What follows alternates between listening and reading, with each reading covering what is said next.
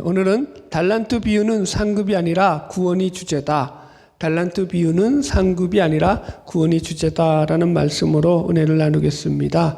오늘 말씀의 이 비유를 통해 가지고 우리가 살펴야 될 주제가 이게 상급이냐 구원이냐라는 그런 주제입니다.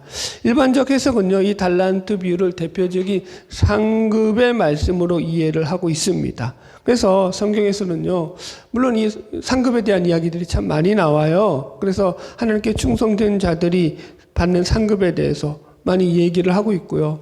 오늘 본문에서도 이게 표면적으로만 보면은요, 상급과 징벌의 문제처럼 보여져요. 그래서 21절과 23절을 보면은 주인이 와서 2달란트 받았던 자, 이 5달란트 받았던 종들에게는 칭찬을 하잖아요. 그죠? 그래서 내가 내게 많은 것을 맡기니, 그죠?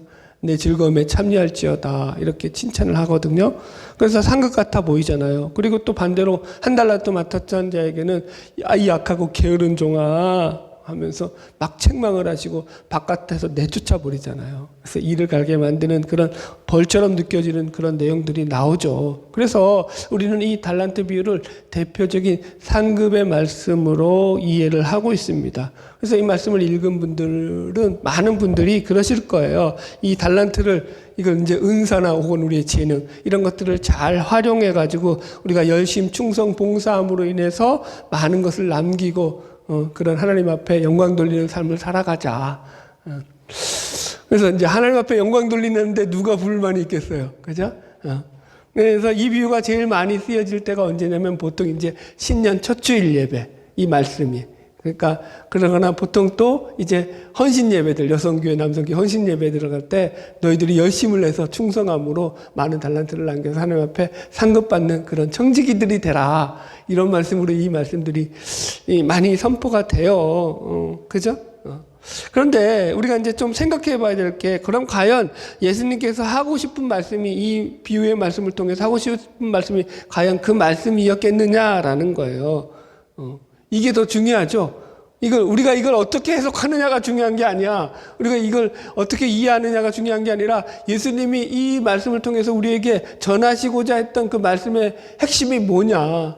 이걸 우리가 잘 이해해야 되죠. 이거 틀리면 다 틀린다. 그래서 제가 오늘 그래서 이 말씀을 이렇게 잡은 거예요. 이 달란트 비유는 종말과 구원이 주제라는 거예요. 보세요. 지금 이 달란트 비유의 주제를 파악하는 일이 그렇게 어렵지 않아요. 지금 이 비유가 덩그러니 혼자 그냥 뚝 떨어져 가지고 혼자서 그냥 예수님께서 갑자기 딴 얘기 하시다가 이 달란트 비유를 말씀하신 게 아니라 마태복음 24장부터 쭉 이어져 오는 무슨 말씀이에요? 종말에 관한 말씀 속에서 지금 마태복음 25장 가운데서 3가지 비유, 그죠? 열처녀 비유와 달란트 비유와 양과 염소의 비유를 통해 가지고 이 종말에 대한 말씀을 쉽게 성도들에게 이해시키는 그런 비유로서 선포되어지는 게 이 달란트 비유의 말씀이에요. 그래서 이 비유들은요, 전부 다 이 종말의 때에 다시 오실 주님, 다시 오실 예수님을 잘 기다리고 준비하고 깨어서 살아가야 한다라는 말씀이 핵심이죠. 그래서 이제 열처녀 비유에서는 준비하는 삶이다. 그리고 이 달란트 비유에서는 충성하는 삶이다. 뭐 그런 식으로 지금 우리가 해석을 하고 있어요. 그러니까 무슨 말이냐면은 이 종말의 때에 구원받은 신자들의 삶, 하나님의 나라를 이루어가는 신자들의 삶이 어떠해야 하는지를 지금 이 비유들을 통해서 예수님께서 설명하고 있는 거예요. 그죠? 예. 저도 여러분들 처음 시작부터 예화로 해가지고 여러분들 알아듣기 쉽게 하면 얼마나 좋겠어요. 그런데 할 얘기들이 너무 많으니까 그런 거 쓸 시간이 없어. 미안한데. 예. 그래서 죄송해요. 말씀이 너무 그냥 훅 들어가게 하셔서. 그런데 여러분들 그래서 들을 길을 열어달라고 여러분들이 기도하셔야 돼. 말씀을 들을 길을 열어달라고 하는 기도하시는 것은 여러분들의 몫이에요. 자, 보세요. 지금 이게 그래서 이 비유가 종말에 있어서 구원받는 신자들의 삶에 대한 이야기라고요. 구원과 연결되어 있다고요. 자, 그럼 보세요. 제가 여러분들에게 물어볼게요. 구원이 우리의 노력과 열심으로 이루어질 수 있나요?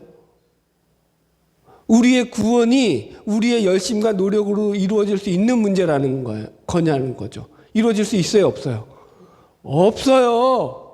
여기서는 틀리면 절대로 안 돼요. 성경의 가장 기본적인 핵심 메시지가 뭐예요? 구원은 하나님의 은혜로 말미암아 우리에게 주어진 하나님의 축복이고 선물이고 은혜다. 이거는 절대로 틀리면 안 돼. 여기서 틀리면 무조건 이단이다. 예. 그래서 제가 지난주에도 설교 가운데 강조했던 그 주제 중에 하나가 달란트 비유의 근거였죠. 그 근거가 뭐라고 했어요? 하나님의 전적인 은혜다. 예. 그러니까 이 부분은 우리가 잘 이해하셔야 돼요. 이게 틀리면은요, 이 달란트 비유 전체가 다 흐트러져 버려요. 그래서 이 달란트 비유는 사실 우리의 열심에 관한 것이라든가 상급에 대한 것을 예수님께서 말씀하시려는 게 아니라는 것을 우리가 분명히 명심해야 돼요. 이 달란트 비유의 핵심은 이거예요. 우리가 어떤 재능과 은사를 가지고 충성을 했더니, 그래서 하나님께서 그것을 우리가 잘 활용해서 하나님 앞에 충성 봉사했더니 하나님이 더 많은 상급을 주시더라. 여기에는 그런 의미를, 이런 내용을 지금 예수님께서 얘기하고 싶은 마음이 하나도 없어요. 이 본문에는요. 우리는 그렇게 알아듣고 있는데, 예수님께서는요, 지금 그 얘기를 하시려는 게 아니라 종말의 때에 이 종말의 시대를 살아가는 신자의 삶이 과연 어떻게 해야 되지만, 어떻게 살아가야지만 하나님 나라가 그 삶 속에서 이루어질 수 있는가를 설명한다고요. 이런 건 아멘을 해야 돼요, 좀. 진짜. 이렇게 이게 얼마나 좋아요, 이게. 하나님 나라가 우리 안에서 이루어지는 삶에 대한 이야기를 지금 말씀하시는 거거든요. 자, 제가 이제 설교의 변을 좀 할게요. 제가 이렇게 말씀드리는 것은 제가 이 구원과 상급을 분리해서 설명하고자 하는 목적 때문에 그래요. 그 의도성이 있어요. 처음에는 저도 이 달란트 비유를 상급으로 풀이했어요. 그래서 이 달란트 비유도 상급은 상급인데 그 상급이 뭐냐? 구원의 상급이다 라고 해서 이런 식으로 말씀을 처음에 준비했어요. 그래서 준비를 싹 다 해놨다고요. 그런데 그렇게 준비를 하고 설교를 하려고 하나님께 기도하고 또 말씀을 계속 다시 점검을 하는데 어떤 문제가 발생하더라냐면은 이 상급이라는 말 자체가 워낙 강한 이미지를 가지고 있잖아요. 이게 센 말이에요, 상급이라는 단어 자체가. 그래서 우리가 생각하는 상급과, 일반적으로 생각하는 상급과, 성경에서 말하는 상급과 이게 개념이 좀 다르고요, 첫 번째로는. 그래서 우리가 이걸 구원의 상급이다라고 말을 선포하고 나니까 이게 구원과 상급이 짬뽕이 되어가지고 하나님 나라를 이루어가는 그것의 목적을 맞추고 말씀을 우리가 이해해야 되는데, 그게 아니라, 그러면 우리가 상급이 무엇을 받을까? 상급에, 그죠? 뭐에 관심이 있는 거예요? 뭐라 그러죠? 제밥에 관심이 있다 그러나요? 그 속담, 내가 이런 걸 잘 몰라. 여튼, 그러니까, 다른 데 관심을 갖는 거예요. 그래서 그게, 이거 안 되겠다 해가지고, 이러다가는 진짜 말씀의 본질을 놓치겠다라는 차원에서 이걸 다 제가 뒤집어 엎었어요. 그래서 어저께 이제 밤 12시가 넘도록 계속 말씀을 다시 수정하고 정리하고 해서 지금 이 강대상에 선 거거든요.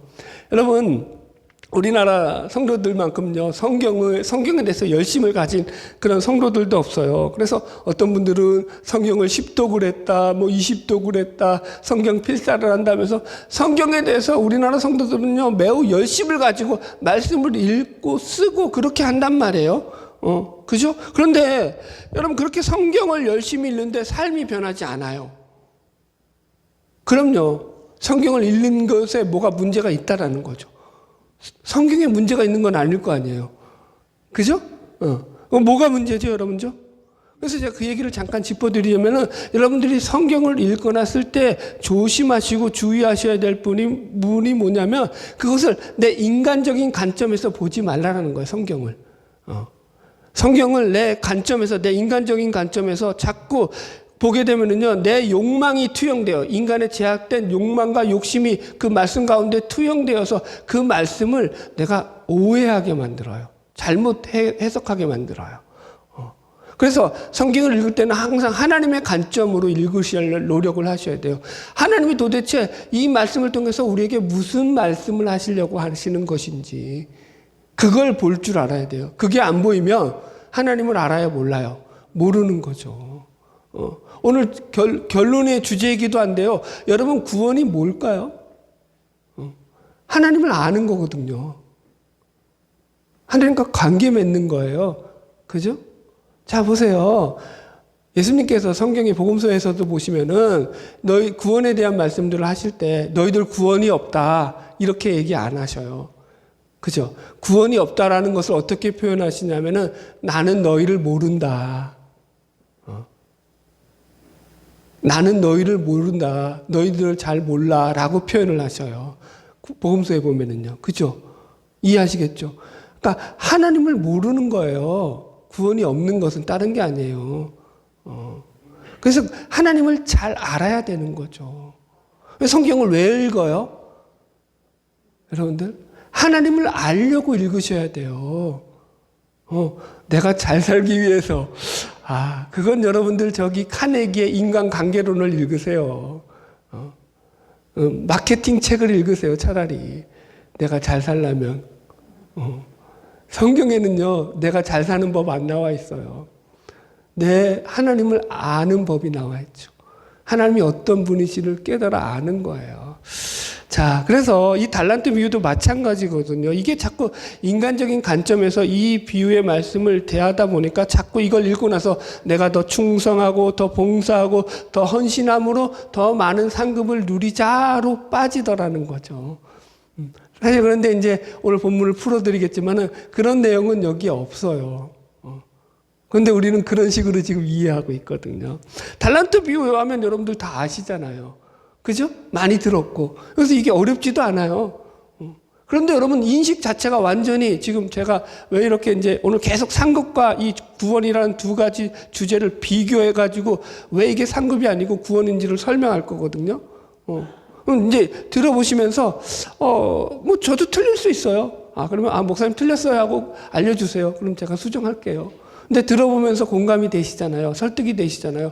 그러면 이게 그 말씀이구나라고 여러분들이 이해하시고 그렇게 말씀을 좀 여러분들이 받아들이시고 수용했으면 좋겠습니다.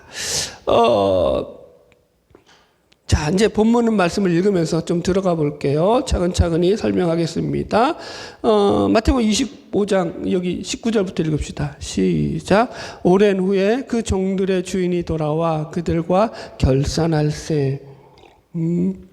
자, 이제 드디어 타국으로 떠났던 주인이 돌아와서 그 종들을 불러다가 결산하는 날이 왔어요. 그죠? 이게 이제 우리도 마찬가지죠. 우리의 삶이 마지막 때 종말의 삶이 끝나고 주님 앞에 백부장 심판대 앞에 섰을 때 주님이 우리의 삶을 결산할 때 카운트 한다고 하죠. 그 카운트 할 때가 다 있어요, 여러분. 그래서 이 세 가지 비유에는 공통적으로 이 결산이라는 그런 뉘앙스의 그 의미들이 다 들어가 있어요. 그죠? 열처녀 비유들은요, 신랑이 돌아왔잖아요. 신랑이 이 신부를 데리러 온 거예요. 그게 이제 결산이죠. 여기서도 마찬가지고 지금 여기는 아예 그냥 달란트 비유에서는 결산이라는 딱 단어로 써버렸고, 이제 다음 주에 볼 양과 염소의 비유에서도 이제 이 예수님께서 천사들과 함께 오셔가지고 자기 영광의 보좌에 앉으셔가지고 이제 이 양과 염소를 구분하신다고요. 그 심판대 앞에서. 이해하시겠죠? 그러니까 이거 결산이 있다라는 거예요, 여러분들. 그러니까 이제 이게 무슨 말이냐면 이게 이 최종적인 결산과 그 결산에 따른 어떤 결과가 주어지다 보니까 이걸 상으로 인식하게 되는 오류가 생긴다라는 거죠. 오해가. 상이라는 게 뭐예요? 어떤 행위와 노력에 대한 결과로서 주어지는 결과물이 상이거든요. 그죠? 네. 그러니까 이런 거예요. 구조적으로 보면은 이게 상급 눈으로 이해하기에 딱 좋은 그런 구조로 되어 있어서 우리가 오해를 하는 거거든요. 예를 들어 이런 거죠. 공부를 잘해서 여러분들 좋은 성적을 받으면은 성적 장학금을 받는 거죠, 상으로. 그죠? 그 아이가 이제 모범적인 생활로서 선행을 하는 학생이라고 하면은 모범상을 받는 것이고요. 이렇게 어떤 그 행함이나 노력에 대한 보상과 대가로 주어지는 것이 상급이다 보니까 이 본문의 말씀도 결산이다라고 하는 것을 통해 가지고 이게 어떤 행위의 결과로서 주어지는 상급이 아니냐라고 우리가 보게 됐다라는 거예요. 그럼 우리가 이걸 그렇게 상급으로 보아도 되느냐? 결과적으로는 안 된다. 왜 안 되느냐? 이 상급이 가지고 있는 인과관계가 여기서는 없기 때문이에요. 첫 번째가 인과관계적이지 않아요. 상급은요, 그 어떤 행위에 대한 결과라고 했잖아요. 그럼 여기도 그렇게 나와야 되잖아요. 그런데 여기서는요, 정확히 보자면은 이 본문에서 나오는 결산은요, 이런 인과관계에 따른 결산이 아니에요. 자, 이제 뭔 말이죠? 정신 잘 차리고 계시네. 설교가 좀 어려울 필요가 있어. 그래야지 긴장을 하고 듣지. 결산하다는 말 자체가 헬라어로 로고스예요, 여기서. 로고스라는 말이 뭐냐면, 논리, 말, 이런 뜻인데, 이게 이제, 요한복음 1장에 가면은 예수님께서 하나님이 이 땅에 육신을 입고 오셨다, 말씀이 육신을 입고 오셨다 했을 때, 이 예수님이 말씀이라고 표현할 때, 이 말씀이 로고스예요. 그러니까 로고스를 예수님을 가리키는 표현인 거예요. 성경적인 표현. 이해하셨죠? 그러니까 이게 무슨 말이냐면은 이걸 좀 제가 의역을 하자면 이렇게 되는 거예요. 주인이 와서 종들과 결산을 하는데 그 결산의 평가 기준이 되는 것이 로고스다. 광범위적으로 해석하자면 이런 거예요. 하나님께서 백보자 심판대 앞에서 우리를 마지막에 카운트하고 평가하시는데 그 평가의 기준이 되는 게 뭐라고요? 우리의 행위가 아니라 예수 그리스도가 기준이 된다. 네가 잘 살았냐 못 살았냐가 기준이 아니라 평가 기준, 인과관계에 의한 것으로 평가되는 게 아니라 예수 그리스도가 기준이 되어서 그분의 결정에 따라서 우리가 어떻게 된다는 거야. 구원받고 구원 못 받고 한다라는 거예요. 그러니까 상급이 되려면 우리의 노력과 열심이 근거가 되어서 평가를 내려야 되는데 평가 기준 자체가 구원에서는요. 우리의 열심과 노력이 평가 기준이 돼요, 안 돼요? 아까 했잖아요. 구원의 근거는 우리의 열심이 아니다. 하나님의 은혜다. 그러니까 이거는 상급으로 해석할 수가 없다. 예.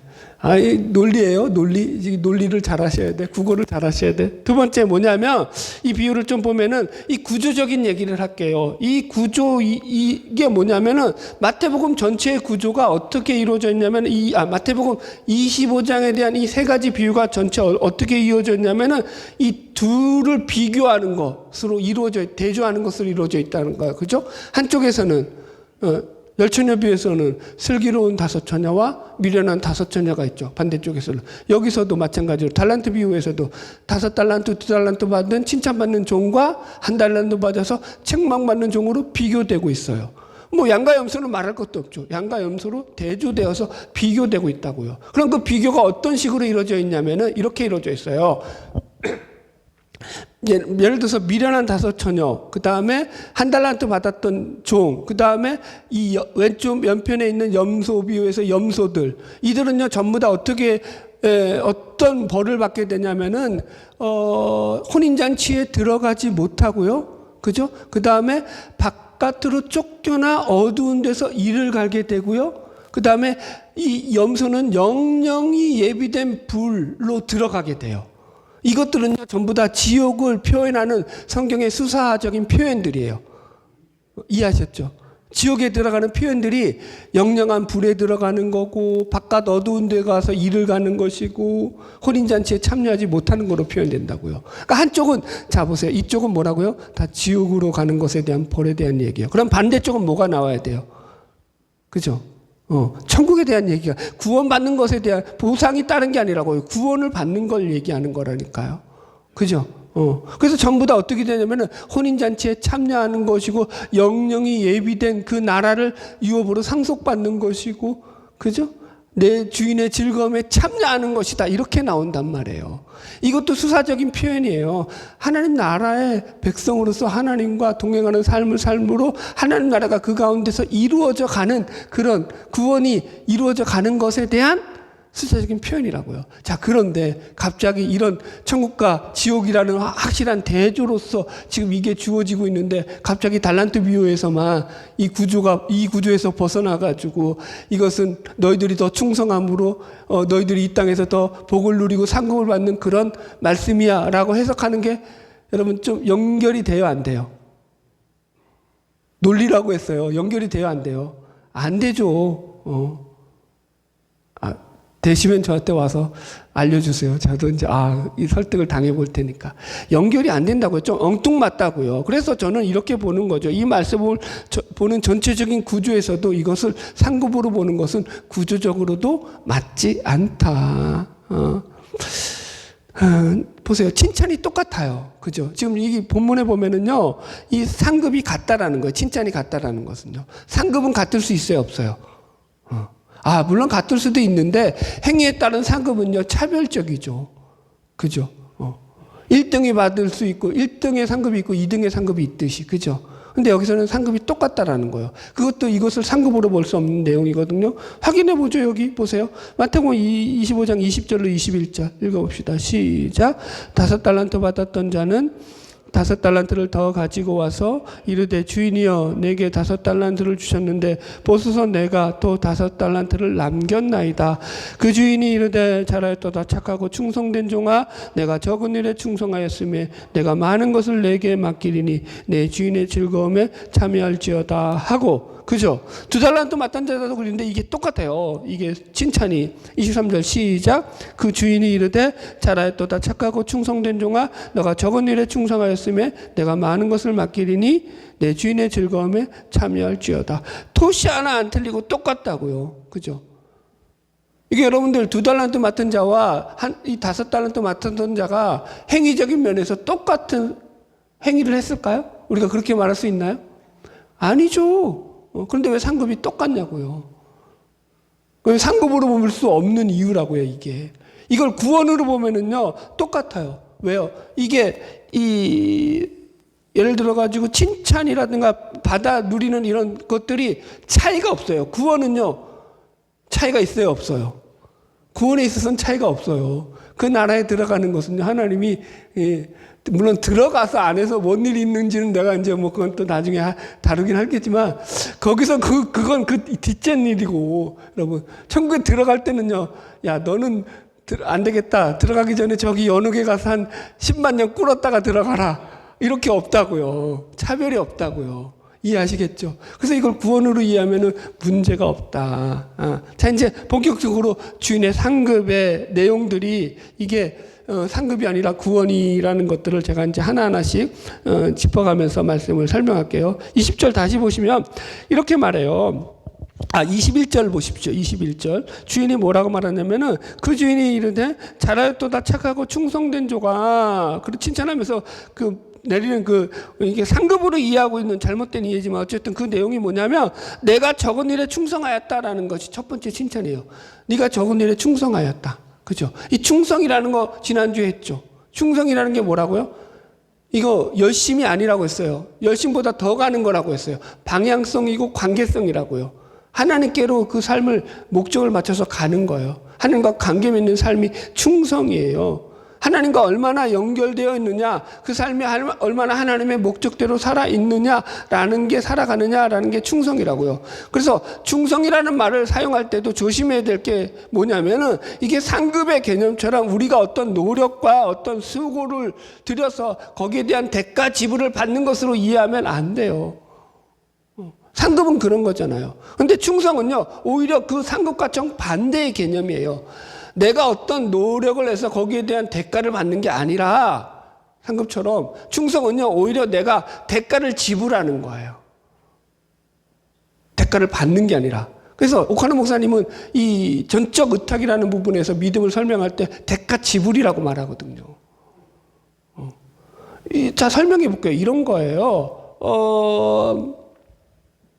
우리가 하나님으로부터 구원을 받고 은혜를 받아서 구원을 얻는 것은요, 예수님께서 우리에게 자신의 몸을 내어드리는, 자신의 전부를 내어드린 그 대가 지불로 말미암아서 우리에게 구원이 온 거잖아요. 그래서 충성이라는 것은 주인이 나에게 모든 것을 다 준 전적인 그 대가 지불의 은혜를 누리는 자들이, 받은 자들이 똑같이 주인의 그 마음을 품어서 주인처럼 그 주인을 향해서 자신의 모든 것을 내어드림으로 나아가는 삶이 바로 충성이다. 이게 대가지불이라고 해서 또 오해하시면 안 돼요. 이걸 채무자 윤리로 이해하시면 될까요? 안 될까요? 내가 하나님의 은혜의 빚을 갚아야 돼. 그래서 이 빚을 갚겠다고 생각으로 빚 갚는 식으로 신앙생활하는 것은요, 이건 대가지불이 아니에요. 존 파이퍼 목사님이 장래의 은혜라는 책에서 그렇게 얘기하는 거예요. 그렇게 되면은 내가 하나님 앞에 빚을 갚는 신앙생활을 하는 것은 하나님을 채권자로 전락시키는 행위다. 우리가 채무자가 되는 거죠. 빚을 갚고 하나님을 빚받는 빚쟁이로 만드는 거죠. 그럼 하나님에 대한 가장 큰 오해라고요. 여러분들 보세요. 말씀을 하나 하는데도 여러분들 이렇게 얼마나 여기에 많은, 그죠? 이해와, 그죠? 여기에 어떤 문제와 잘못된 것들이 빠질 수 있는 그런 위험성들이 얼마나 많냐고요. 그런데 우리가 여러분들, 나는 그냥 예수 믿고 구원받았으니까 이제 됐어. 이런 신앙생활이 여러분 가능하겠어요? 그럴 수 없다고요. 그래서 이제 충성이라는 것은요, 보세요. 조금만 더 설명해 봅시다. 충성이 성령의 열매로 나오잖아요. 성령의 열매로 나온다는 건 뭐냐면은 이게 내가 구원받은 신자의 삶으로서 펼쳐지는 게 열매거든요. 구원받기 위해서 행하는 행위가 아니라고요. 열매라는 것은요. 아직 구원받지 못했잖아요. 내가 구원받지 못했어요. 그러면 여러분들 열매라는 거는요, 없어요. 그러니까 여러분들 이렇게 생각하셔요. 제가 여러분들 제가 조급해하지 않잖아요. 왜 믿음 생활을 그따위로 하느냐 이렇게 그렇게 안 하잖아요. 제가 이 종말과 재림의 설교하면서 준비하는 삶 1, 2, 3, 깨어있는 삶 1, 2, 3, 충성하는 삶 1, 2, 3 이렇게 얘기하는 거 봤어요? 방법론적으로? 그렇게 접근 안 하잖아요. 왜 그렇게 접근 안 할까요? 그렇게 접근하는 순간 율법주의가 된다고요. 나는 이렇게 했는데 니들은 왜 그렇게 신앙생활 안 해? 가 된다고요. 그건 하나님이 우리에게 요구하시는 믿음이 아니라고요. 충성이 아니라고요. 여러분 다 드리는 거라니까요. 깨작깨작 일부 드리는 게 신앙이 아니에요. 전부가 하나님이 나에게 전부를 주신 거예요. 은혜라는 것은 일부를 주시는 게 아니에요. 그 나라를 다 유업으로 주시는 거거든요. 그래서 우리도 그분 앞에 전적인 그 삶을 드리면서 살아가는 거거든요. 그게 믿음인 거거든요. 여러분 거기에 얼마나 큰 각오와 결단과 그죠? 얼마나 많은 여러분 각고의 그 자신을 깎아내는 일들이 있어야겠냐고요. 그런데 그냥 교회 나와서 예배 드렸으니까 여러분들은 다 구원받았습니다. 할렐루야 아멘. 이럴 수가 없는 거죠, 여러분들. 여러분 걱정하지 않아요, 여러분들. 변화는 누가 시키는 거예요? 하나님이 시키는 거죠. 할렐루야. 그래서 여러분 충성이라는 단어가 이게 피스토스예요, 피스토 헬라어로. 그게 이제 같은 단어가 믿음, 신뢰 이런 단어들이거든요. 전부 다 구원과 연결되어 있는 단어라고요. 이해하셨죠? 상급과 관련이 없다. 두 번째, 내가 내게 많은 것을 맡기리니 이런 말씀이 나와요. 그죠? 내가 많은 것을 내게 맡기리니 보세요. 이 주인의 칭찬이 뭐냐면은 많은 것을 청지기에게 맡긴다는 거예요. 종한테. 이게 어떻게 여러분들 상급이 돼요. 우리식으로 말하면 상급이라는 것은요. 잘한 그 직원에게 뭐 주는 거예요? 보너스 주는 거. 그죠? 포상 휴가 주는 거. 또 뭐 주는 거죠? 저기 이제 어디 이제 저기 동남아 여행 그거 티켓 끊어주면서 자 이제 얼마간 놀다 와. 이게 여러분 상급이죠. 지금 예를 들어서 이제 과장에서 부장으로 직급을 올린다든지 그게 상급이란 말이에요. 우리가 생각하는 상급은. 근데 여기서는 어떻게 했다고요? 야, 너 일 잘하니까 오늘 내가 일 더 줄 테니까 이거 가지고 오늘 밤샘하고 오늘 야근하고 와. 그게 상급이 돼요, 안 돼요? 아니, 일복이 터진 거지. 그게 왜 상급이에요? 그러니까 상급의 개념으로 보면 이거는요, 상급이 안 돼요. 그런데 이게 구원의 개념으로 보잖아요. 그러면 기가 막힌 상급이 돼요. 어떻게 되냐면은, 이거 상급이라고 말하면 안 되죠. 그래서 이걸 조심해야 돼. 이게 구원의 개념으로 보면은요, 이게 지금 정확하게 맞아떨어져요. 이해하셨죠? 이 구원의 개념으로 보면은요, 이것은요, 하나님께서 우리의 구원을 이루어 가시는 데 있어서 더할 나위 없는 하나님이 베푸시는 놀라운 은혜의 선물이 되는 거예요. 우리에게 맡기시는 것들이. 은혜의 선물이라고요. 이게 오늘 감각이 떨어지네. 이런 거 아멘이야. 이런 게 아멘이라고요, 여러분들. 제가 그게 아멘 하라는 게 아니야. 입에서 아멘이 나오셔야 돼. 이해가 됐다는 얘기거든. 여러분, 구원이라는 건요, 단순히 우리가 죽어서 천국에 가는 게 구원이 아니라고 했어요. 물론 그것도 있는데 더 본질적인 것은요, 천국은요, 하나님 나라가 우리 안에 이루어지는 거잖아요. 하나님 나라가 이루어진다는 게 뭐예요? 하나님의 임재 가운데서 하나님의 통치와 하나님의 다스림이 우리 삶 가운데 이루어지는 거예요. 여러분들. 그러니까 구원받았다라는 그 삶이 단지 이게 내가 천국에 간다 그게 아니라 하나님의 통치가 내 삶 가운데 이루어지는 거예요. 하나님의 다스림이 내 삶 가운데 일어나는 거예요, 여러분들. 자, 보세요. 이게 만약에 안 이루어지잖아요. 그럼요. 그 사람은 아직 구원받은 신자가 아니에요. 교회 나와서 예배 드렸으니까 구원받았다. 여러분들 조심하시기 바랍니다. 저도 그랬으면 좋겠어요. 한국교회가 그래서 문제죠. 왜 상급 눈에 빠졌죠? 교회 나온 신자들은 다 구원받은 신자들이야 라고 정의를 내려버렸어요. 그래서 이 사람들에게는 더 구원의 문제는 없고 뭐만 있는 거야. 구원받은 자들로서 세상에서도 더 복받고 잘 사는 것을 알아야 되고, 천국에 가더라도 개털모자가 아니라 황금 면류관 쓰고 사는 방법을 알아야 되는 것으로 빠졌다고요. 그게 잘못된 문제라고요. 예. 여러분들이 싫어하는 거 알아요. 나도 싫은데 뭐 설교하면서. 그런데 이게 하나님이 주시는 말씀의 본질인 거예요, 여러분들. 그러니까 우리가 교회에 나와서 목사님의 설교가 좋다고 해서 그 좋은 설교를 듣고 내가 아멘하고 동의를 하고 공감을 했다고 해서 구원받다고 착각하면 안 돼요. 구원은요, 전적으로 내가 하나님을 알아서 내가 하나님과의 관계성을 맺으면서 하나님의 나라가 내 삶에서 이루어지는 것, 하나님의 통치가 내 삶에서 이루어지는 게 곧 구원이다. 말이 어려운 게 아니죠. 동의가 안 돼서 어려운 거죠. 얘가 어렵다 설명했어요. 그래서 개혁주의 신앙에서요, 구원은 항상 현재적 구원이에요. 종말적 신앙관을 가지고 살아간다라는 것은요, 제가 늘 설명하죠. 이 종말에서 여러 번 설명했어요. 이미와 아직이 가지고 있는 긴장감 속에서 살아가는 거예요. 이미는 뭐죠? 구원이라는 게 예수를 믿음으로 말미암아 우리에게 하나님 나라가 임해요. 그게 구원이죠. 그러나 그게 완성되었어요? 아니라고요. 아직 완성되지 않았다고요. 그래서 날마다 그 임의와 아직의 이 긴장감 속에서 하나님 나라의 완성이라는 목적을 가지고 우리가 날마다 살아가는 거예요. 그러면 이 본문이 아주 쉽게 이해된다는 거예요. 하나님 나라를 이루어가는데 하나님께서 우리에게 주시는 은혜의 선물 가운데 하나로 뭘 주시냐? 사명을 주신다고요. 사명. 맡기는 게 뭐라고요? 사명이라고요. 매일매일의 사명을 살아가면서 우리는 하나님 나라의 구원을 이루어가는 구원의 삶을 살아가는 거죠. 성경의 예를 들어볼게요. 예를 들어서 베드로가 이제 예수님을 3번 부인했잖아요. 그래 창피해가지고 숨어 있는데 부활하신 예수님이 베드로를 찾아오셨네.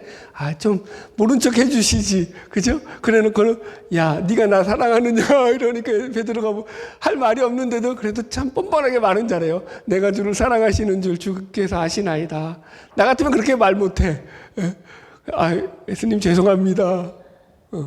할 말이 없습니다. 입이 10개라도 할 말이 없습니다. 베드로가 이렇게 하여튼 뻔뻔하게 얘기를 해요. 베드로가 싫어하더라도 천국 가서 싸울 거지 여기서는 싸울 일 없으니까 나도 그래서 베드로가 그렇게 말하니까 예수님께서 뭐라고 대답해 주셔요? 내 양을 먹여라. 내 양을 먹여라. 이게 겉으로만 보면은 사명을 맡긴 거잖아요. 베드로가 주님을 사랑한다는 것에 대해서 예수님께서 이제 그럼 너 내 양을 먹여 하고 그를 믿어주신 거죠. 어떻게 보면. 그리고 그 사명을 맡긴 거잖아요. 이제 겉으로는 사명을 맡긴 건데 좀 더 들어가 보면은 그 내용의 본질은 뭐예요? 네가 두렵고 떨림으로 이제 너의 구원을 이루어 가야 해. 이 사명을 감당함으로 말미암아서 하나님 나라를 너의 삶 속에서 이루어 가는 거야. 그게 바로 구원인 거야. 라고 지금 예수님께서 그에게 사명을 주시는 거거든요. 그러니까 겉으로는 사명이죠. 겉으로는 믿음이고 겉으로는 충성이고 겉으로는 기도고 예배고 헌신이고 봉사고 이런 단어들로 사용될 수 있는데 본질은 뭐라고요? 하나님과의 관계성이라고요. 하나님 나라가 이루어져 가는 거라고요. 그것이 나를 붙잡는다고요. 이렇게 설명하죠. 제가 말씀을 준비할 때 참 기뻐요. 말씀이 너무 행복하고 준비하는 시간들이 너무 감사해요.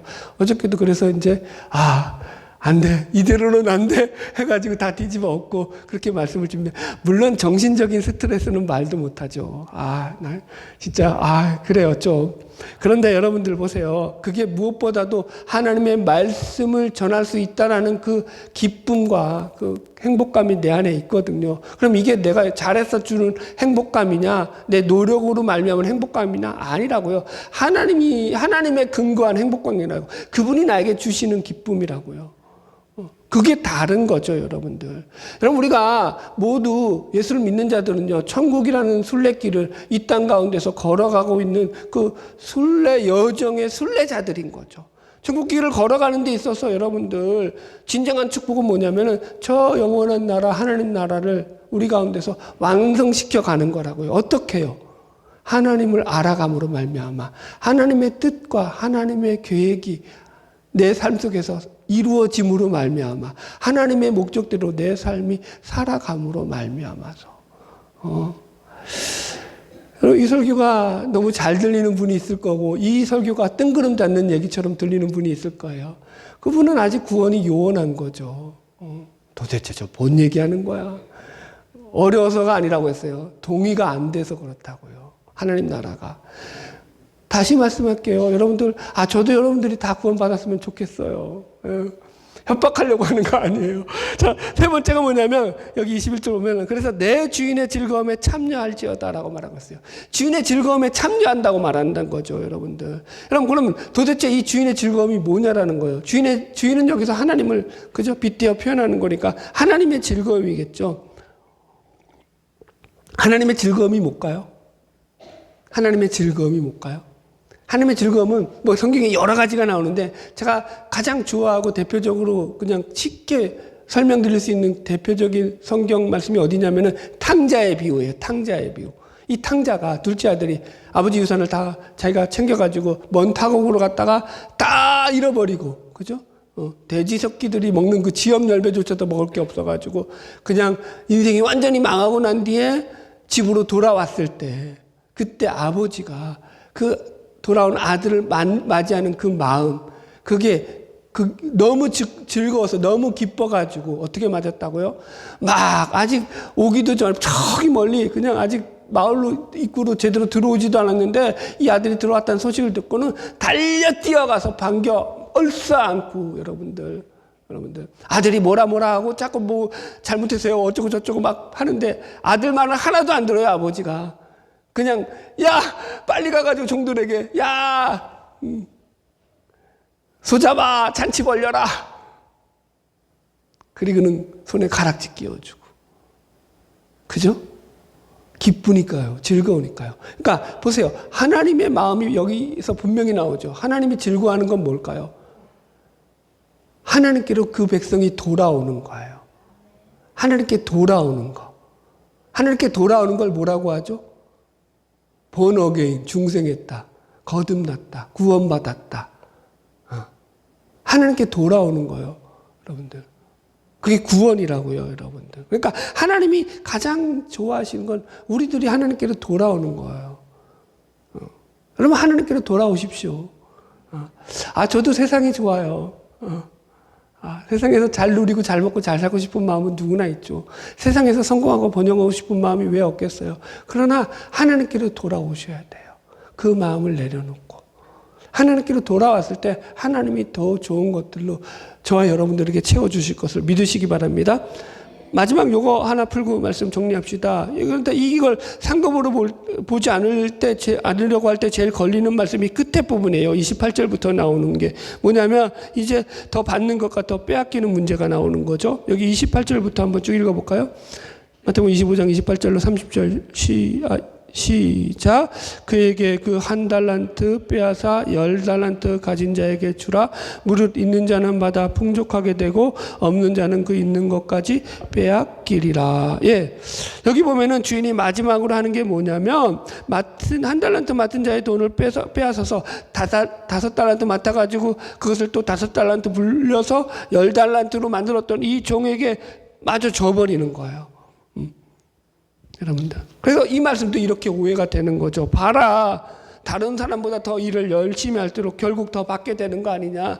11달란트 받았지 않았냐. 수지 맞지 않았느냐. 그러니까 우리도 충성 봉사하면 이렇게 최고의 상급을 누릴 수 있다라고 이 말씀을 해석을 하는 거죠.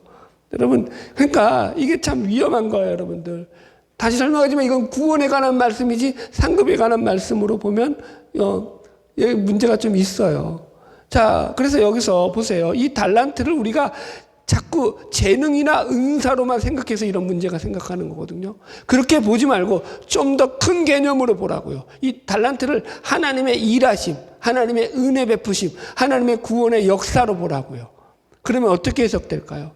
이 말씀이 전혀 다르게 해석돼요. 보세요. 하나님의 일하심은요, 그 맡은 자들에 의해서 이루어져 가는데 이것이 불충한 종들로 인해 가지고 불충한 종으로 인해서 일시 정지가 되고 앞으로 나아가지 못하고 잠깐 지연되었을지언정 하나님의 일하심과 다스리심은 결국에는요, 그의 일을 맡은 충성된 자들을 통해서 계속해서 이어져 간다. 완성되어져 간다. 그 완성되어져 가는데 그 완성되어져 가는 과정 가운데서 이루어지는 일이 어떻게 이루어지냐면은 이게 하나님의 구원의 은혜잖아요. 그 은혜를 하나님의 구원의 은혜를 받아 누리고자 사모하며 그 은혜 가운데서 날마다 그 은혜를 받아 누리는 자들에게는 그 구원의 은혜가 점점점 더 넘쳐나게 된다고요.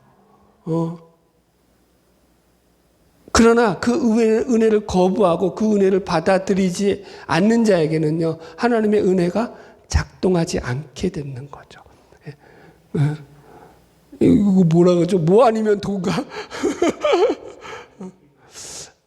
이게 여러분들, 천국에, 이게 카톨릭이 위험해요. 이게 천국에 갈 수도 있고 안 갈 수도 있고 연옥에서 중간에 왔다 갔다 해가지고 이거 구원을 애매하게 만드는데 구원은 그렇지 않아요. 여러분들, 구원은 아주 분명해요. 하나님을 아느냐 모르느냐, 주인을 아느냐 모르느냐. 여러분, 여러분 그런 거죠. 자, 결론입니다. 네. 하여튼 힘든 주제를 함께 나누어줘서 오늘 감사하고요. 오늘 말씀을 통해서 우리는 이 구원은 하나님 나라를 이루어가는 것이다 라고 말씀을 나눴습니다. 하나님 나라는요, 하나님의 다스림, 하나님의 통치가 이루어지는 거예요. 그래서 칭찬받는 종의 이 칭찬은요, 다른 것이 아니라 결국 하나님과의 올바른 관계 맺음을 통해서 하나님을 바로 알므로 그 삶의 액션들이 생겨났기 때문인 거예요. 액션이 주제가 아니라 하나님을 바르게 인식하는 그 인식이 더 핵심인 거죠. 우리가 종말의 때를 살아가는 삶 속에서 구원이 우리에게 어떻게 이루어진다고요? 하나님과 날마다 올바른 관계 맺음을 통해서 하나님을 알아감으로 인해서 그 구원이 우리 속에서 완성되어 간다고요. 하나님 나라가 이루어져 감으로요. 하나님 나라, 하나님을 믿는 거예요. 여러분들 주인을 바르게 아셔야 돼요. 여러분들 주인의 마음을 알고 주인이 바라는 그런 삶을 살아가야 되는 거예요. 그게 여러분들 바로 우리 가운데서 이 달란트 비유가 알려주고 싶은, 예수님이 알려주고 싶고 있는 말씀의 본질입니다. 바라기는 저와 여러분이 마지막 주님의 벽보좌 심판 앞에 섰을 때, 야, 내가 너를 모른다. 그럼 보세요. 주님이 모르는 거예요. 사실은 내가 주님을 모르는 거예요. 주님이 모른다고 말하잖아요. 자, 보세요. 그런데 요거만 설명하고 마칠게요. 그러니까 여러분들을 사랑해서 그래요. 여러분들 제가 보세요. 이 마태복음 7장에 보면은 예수님이 이거 비유가 마지막 비유 산상수훈 마지막 비유문에서 그러니까 예수님이 모른다고 하는 이 불의들 거짓 선지자들을 향해서 이들이 하는 말에 대해서 예수님이 하시는 말씀이 뭐냐면 이들이 뭐라고 말하냐면은 주여, 우리가 주의 이름으로 큰 능력을 행하고 우리가 주의 이름으로 귀신을 쫓아내고 우리가 주의 이름으로 선지자 노릇하지 않았습니까? 라고 말한다고요. 그죠? 그러니까 이들은 주의 이름을 가지고 일했다라고 말한다고요. 그죠? 우리는 주님을 알아서 주님을 열심히 섬기고 주님 앞에 충성했어요 라고 말한다고요. 그런데 주님은 정작 이들을 향해서 뭐라고 한다고요? 나 니들 몰라 라고 말한다고요. 뭔 말인지 아시겠어요? 내가 주님을 아는지 점검하시라고요. 하나님을 아는지 점검하시라고요. 내 식으로 아는 거 안 된다고요. 내가 알고 싶은 식으로 아는 거, 그건 그냥 일반 종교예요. 종교심이죠. 내 욕심을 채우고자 하는 수단으로 하나님을 아는 거, 그딴 하나님 없어요. 성경에서 말하는 하나님, 정말 나를 구원해 주실 하나님, 마지막 때에 나를 심판하실 그 심판자 하나님을 아는 거예요. 정말 그 하나님을 알고 그 하나님과 관계 맺는 삶을 사느냐라는 거죠. 할렐루야. 바라기는 저와 여러분을 통해서 이 은혜가 늘 있기를 주의 이름으로 축복합니다. 찬양